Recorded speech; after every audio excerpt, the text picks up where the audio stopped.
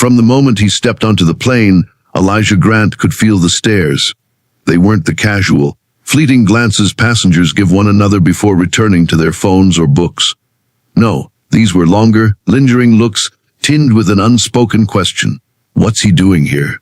He was dressed immaculately in a tailored gray suit, a black leather briefcase in hand, and an expression that was equal parts calm and unreadable. The plush leather seat of the first-class cabin awaited him, and as he settled into it, he could sense the quiet tension in the air, a tension that would soon boil over into something unforgettable.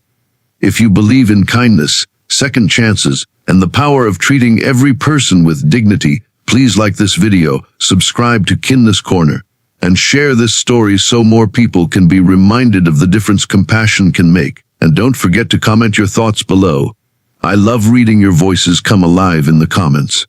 For Elijah, flying wasn't just a way to get from one place to another. It was a reminder of how far he had come. 15 years earlier, he could barely afford a bus ticket. Born in a struggling neighborhood in Detroit, he had worked double shifts in warehouses, stocked shelves overnight, and gone without meals so his younger sister could eat. Planes had always been something he saw from the ground, streaks of silver crossing the sky while he pushed pallets through factory floors. He had promised himself back then that one day he would see the view from above, not as a dreamer, but as someone who belonged there. Today, he belonged more than anyone on that aircraft, though no one in the cabin knew it yet. Elijah wasn't just a first-class passenger. He was the new majority shareholder and CEO of the airline itself. It wasn't something he flaunted, nor did he feel the need to prove it to strangers. His seat was booked under his own name like any other traveler. But life, as he had learned, had a way of testing your patience in the most unexpected places. The trouble began when a flight attendant, brisk and efficient, paused at his row. Her eyes narrowed, scanning the boarding manifest on her tablet. She looked at Elijah, then back at her screen, and her tone shifted.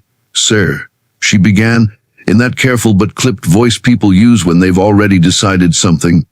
"I think you might be in the wrong seat. May I see your ticket?" Elijah handed it over without a word, watching her expression as she read it. She frowned, glanced back toward the galley, then leaned down. "This section is reserved for VI Platinum and Elite members. You'll need to move to coach." The words hung in the air like an accusation. A few passengers craned their necks to see. Elijah's heart didn't race. Not anymore.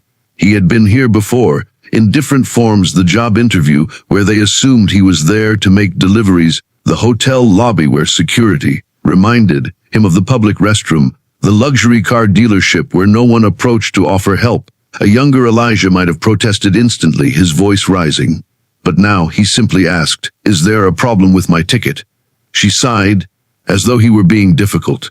"There's been a mistake. Please gather your things." And that's when the man in the seat across the aisle, a well-dressed, middle-aged white businessman, shifted uncomfortably. His seatmate, a younger woman with a designer bag, glanced at Elijah as though waiting for him to comply so their flight could proceed. The attendant returned moments later with two uniformed airline security staff. The message was clear: they were here to escort him. Elijah remained seated, his briefcase resting on his lap, his gaze level. Passengers were now whispering. A phone camera was raised discreetly from 2 rows behind. The lead security officer asked him to move, without causing a scene. It was almost ironic. Elijah had invested millions into rebranding this airline as a company that valued its customers, that prioritized dignity over profit. And yet here he was, in the cabin of his own aircraft, being told he didn't belong. He looked up at the flight attendant, her patience clearly thinning, and said softly, "I think there's been a misunderstanding." They didn't know. Not yet.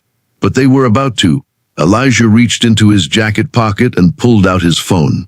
He dialed a number quickly, and when the voice on the other end answered, he spoke in a calm but unmistakably authoritative tone. Every syllable carried weight. "This is Elijah Grant. I need you to connect me to operations control. We have a situation on Flight 227, first-class cabin." The flight attendant's eyes flickered with uncertainty now, but she said nothing. Within minutes, the captain emerged from the cockpit looking pale and confused. He addressed Elijah by name, and with respect, "Mr. Grant, I wasn't aware you were on board today." The murmur that rippled through the cabin was electric. The flight attendant's face drained of color as the realization hit her. This wasn't just another passenger. This was her boss's boss. Elijah didn't raise his voice. He didn't demand an apology in front of everyone. Instead, he stood, handed his briefcase to the captain for safekeeping, and said, "No one should ever be made to feel small in a place they have every right to be. That's not the airline I've been working to build." Then, turning to the stunned flight attendant and the two security staff, he added quietly, "We'll discuss your employment status when we land." The rest of the flight was silent except for the hum of the engines.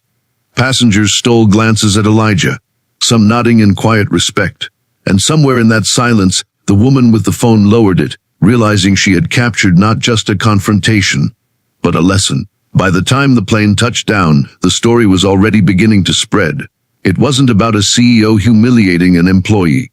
It was about a man who had fought his way from the ground up, who knew what it felt like to be underestimated, and who refused to let it happen. Not on his watch, not to anyone. If this story touched your heart, please like, share, and subscribe to Kindness Corner. Your support keeps these stories alive and helps them reach people who need the reminder that respect and empathy should always come first. Before we end, I have a special request. Please comment below with the most inspiring act of kindness you've ever witnessed. Let's fill the comment section with real moments that prove the world can be better.